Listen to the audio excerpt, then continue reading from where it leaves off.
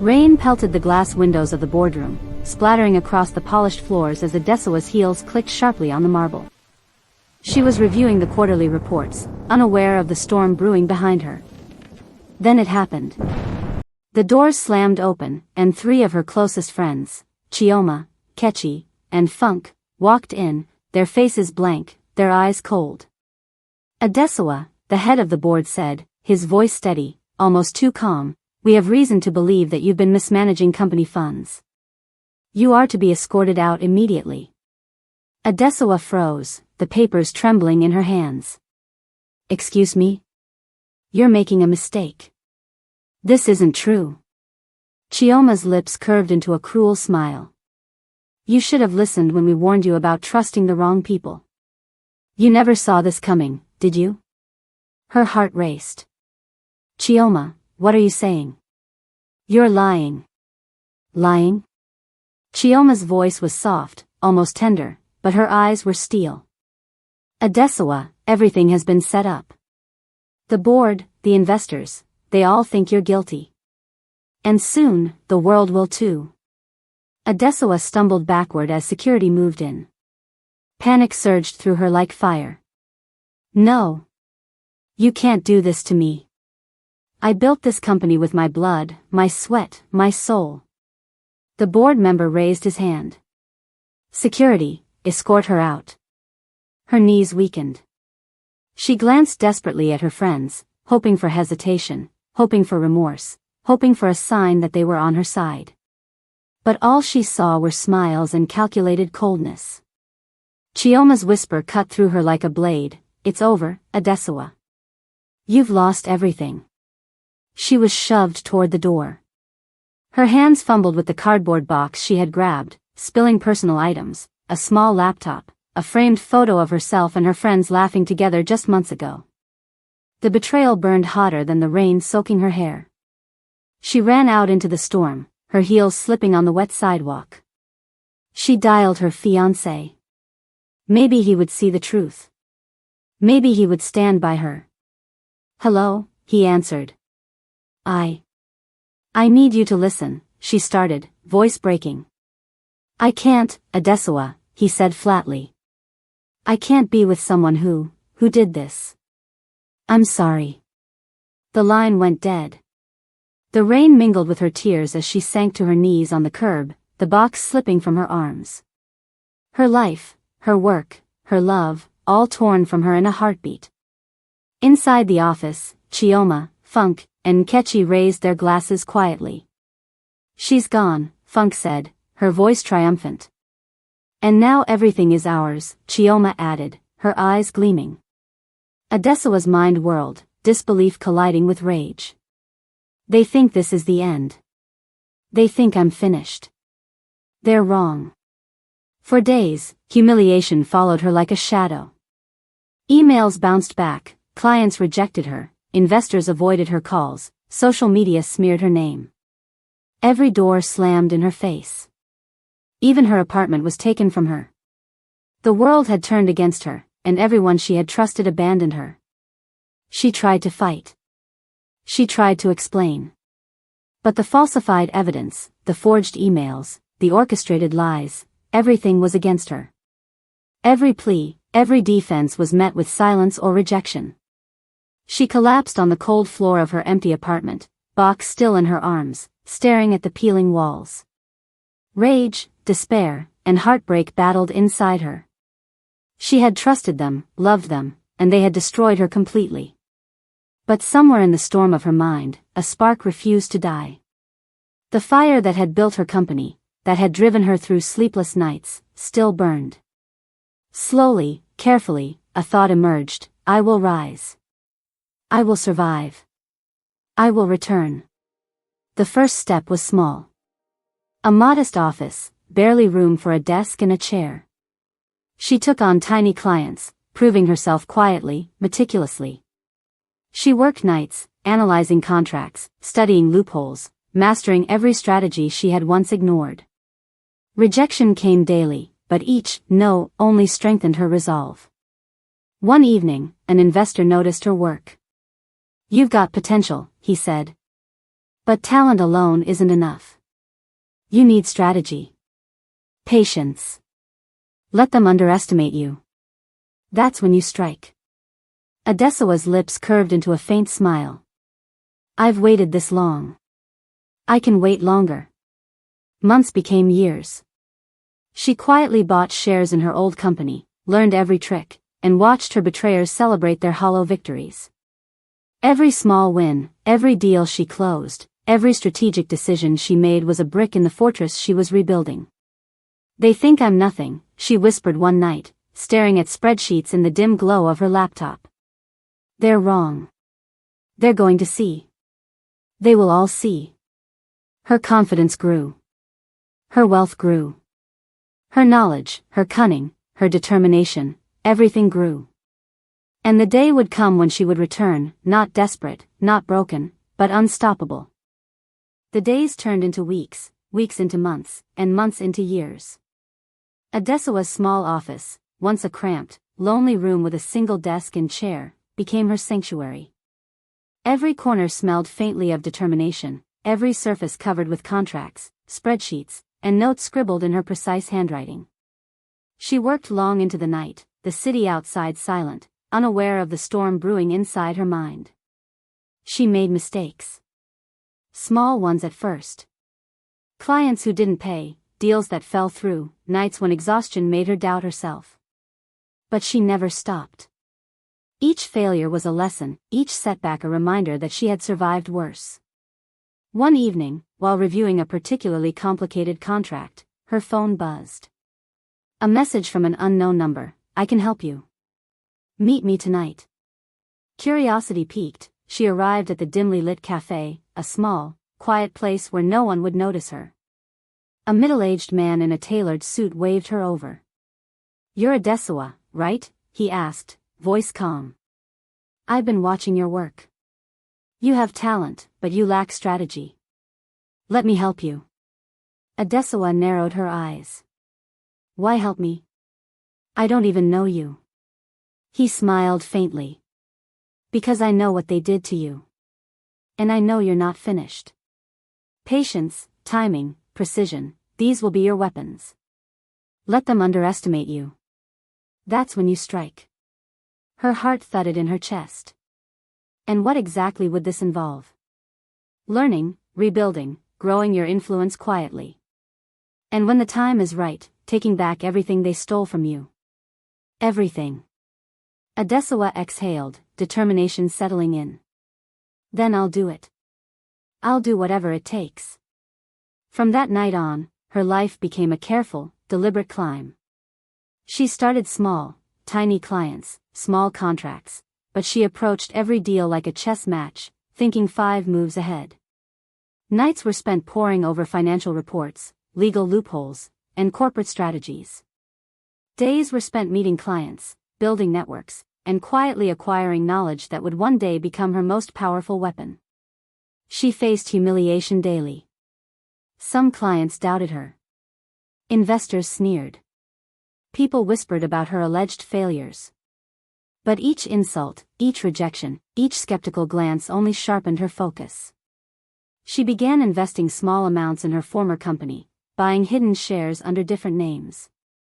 Every time her former friends celebrated a victory, she was silently growing stronger, unseen. One rainy evening, she sat alone in her office, staring at her laptop screen. The numbers reflected steady growth, a quiet but undeniable progress. Her thoughts drifted to Chioma, Funk, and Kechi, their faces etched into her memory. They think I'm nothing, she whispered. They think I've disappeared. They're wrong. Every single one of them will regret underestimating me. Her mentor, the mysterious investor who had guided her in the early stages, called her the next day. You're ready, he said, voice firm but encouraging. The pieces are in place. It's time to move. Adesuwa's lips curled into a confident smile. Then I'll be ready when the time comes. They won't see me coming. Months passed. Her company expanded. She built alliances, secured clients, and strengthened her financial position. Slowly, deliberately, she became a silent force in the market. She moved strategically, learning everything about her former friends' business tactics, weaknesses, and vulnerabilities. Every misstep they made was noted. Every miscalculation was filed away for the day she would return. She wasn't just rebuilding, she was transforming. The woman who had been humiliated, who had been abandoned in the rain, was no longer the same person. She was sharper, smarter, stronger, and hungrier than ever. One day, she received a message from an insider at her former company. Things aren't going well. The board is panicking. You should watch carefully. Adesuwa's eyes gleamed. They're struggling because they've forgotten one thing, she murmured to herself. I never forget. And I never forgive. She began planning her comeback meticulously.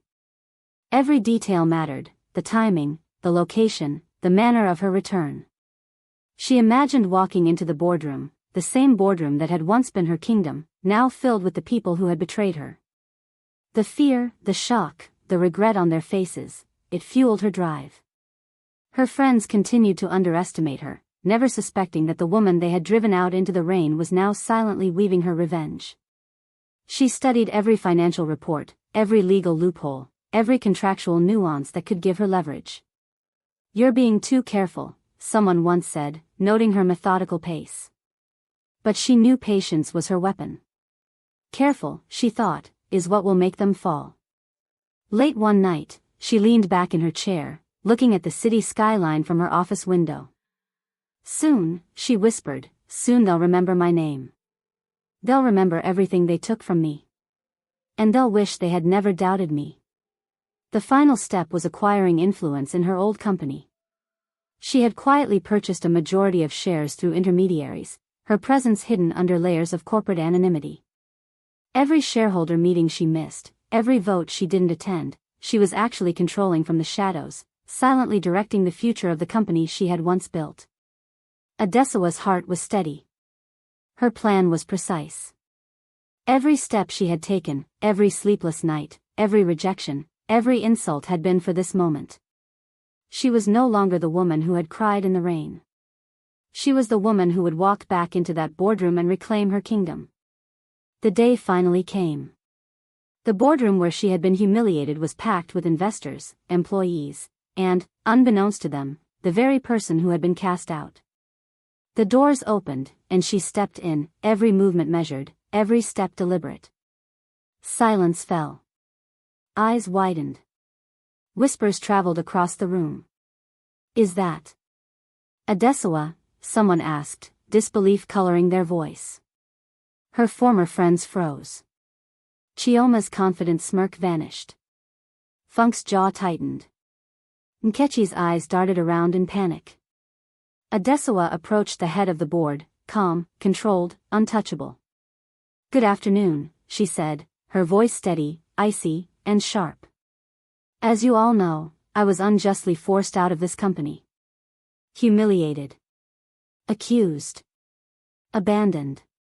But I have spent the past 3 years rebuilding myself, quietly, strategically, and with purpose. And today, I am proud to announce that I am the majority shareholder of this company. Gasps erupted. Investors whispered among themselves. Employees exchanged stunned glances. Her former friends' faces drained of color. This can't be real, Funk stammered. Adesuwa turned toward them, eyes cold and unflinching. You thought you had taken everything from me. You thought I would disappear. You underestimated me. And that was your greatest mistake. Chioma opened her mouth to speak, but no words came. She wanted excuses, apologies, reasons, but Adesuwa didn't need them. Her calm presence, her command of the room, spoke louder than any explanation. You taught me one thing, Adesuwa said softly, voice cutting through the room. You taught me how to fight, how to build, how to survive. And I have used that lesson to create power beyond your imagination. Silence fell. The tables had turned. The betrayed had become the master. The friends who had laughed at her pain were powerless, watching her reclaim what they had stolen. Adesuwa sat at the head of the boardroom table, serene, confident, untouchable. Every eye was on her. Every thought of betrayal, every night of despair, had led to this moment. The room remained silent, every breath held in anticipation. Adesuwa's former friends stared at her, their carefully constructed arrogance crumbling. Chioma's eyes flickered with fear. Nkechi's lips quivered, and Funk's hands clenched into fists. They had taken everything from her once, but this time, the power belonged to her. Adesuwa's gaze swept the room, landing on each of them in turn. "Do you remember the rain?" she asked softly, but every word carried weight. "Do you remember that day you pushed me out, left me on the sidewalk, humiliated, abandoned, and betrayed by the people I trusted most?" They swallowed, faces pale. "I remember it vividly," she continued. "I remember the tears, the despair, the hopelessness. I remember feeling like the world had turned against me. And I remember thinking, if this is the end, I will not go quietly. I will rise." Her words hit like a hammer. She turned to the investors and employees. "I have spent 3 years rebuilding. I have faced rejection, humiliation, betrayal, and doubt. I have learned, I have fought, I have grown. And today, I stand here not as the person you tried to break, but as the person who will lead this company into a new era." She paused, letting the silence linger. Every eye was on her now. The tension was thick enough to cut. Adesuwa, one of the junior board members, whispered, This is incredible." Her former friends looked away, unable to meet her gaze. Every smug look, every whisper of triumph they had shared in the past was gone. Adesuwa's calm, composed strength had obliterated their arrogance. "You thought you had stolen my life from me," she said to Chioma, voice low but lethal. "You thought I would disappear. But the truth is, you only made me stronger. Every betrayal, every false accusation, every humiliation, it was fuel.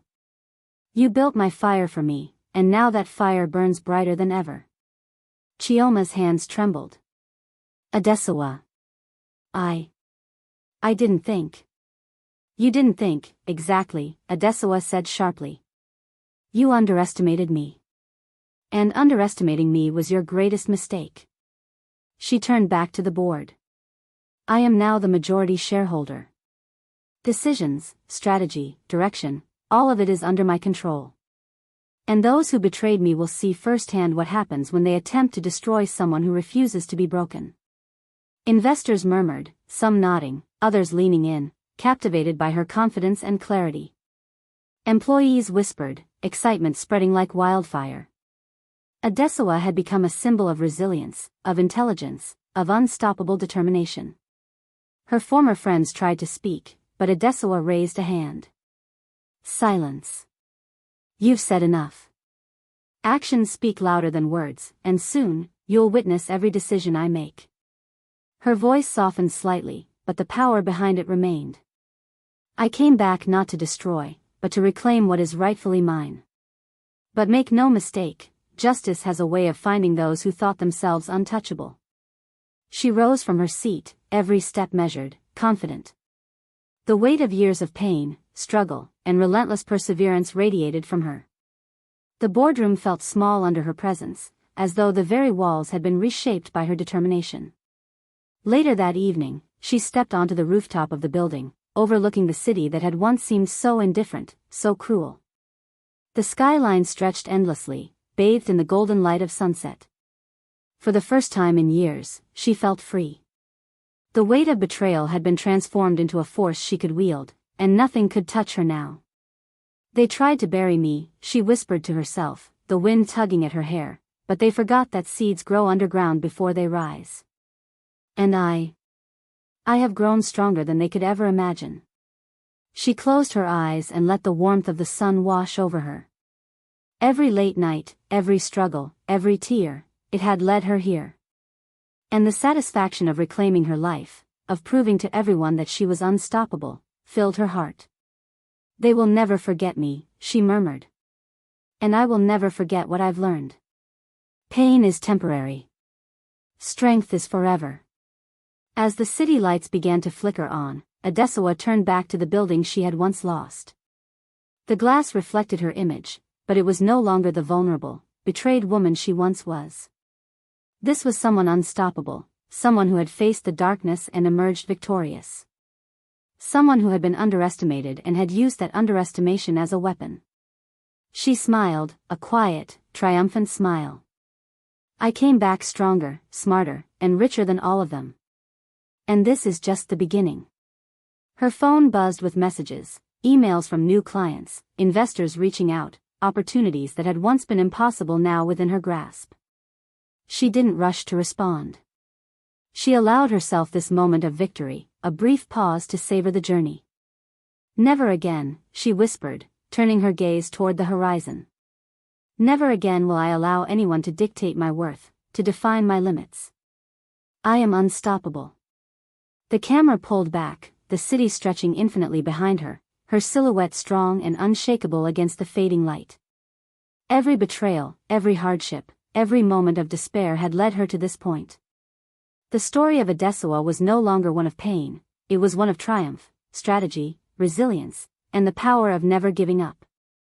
If you loved Adesuwa's journey, make sure to hit the like button, comment, never underestimate me, below, and subscribe for more cinematic stories of betrayal, resilience, and comeback that will keep you on the edge of your seat. Her story proves that no matter how deep the fall, you can rise stronger, smarter, and unstoppable. As the final light of the sun dipped below the horizon, she turned away from the view, her mind already focused on the future. The past was a lesson. The present was her victory. And the future was hers to command. Adesuwa had been broken, abandoned, betrayed, but she had risen. She had grown. She had returned. And the world would never underestimate her again.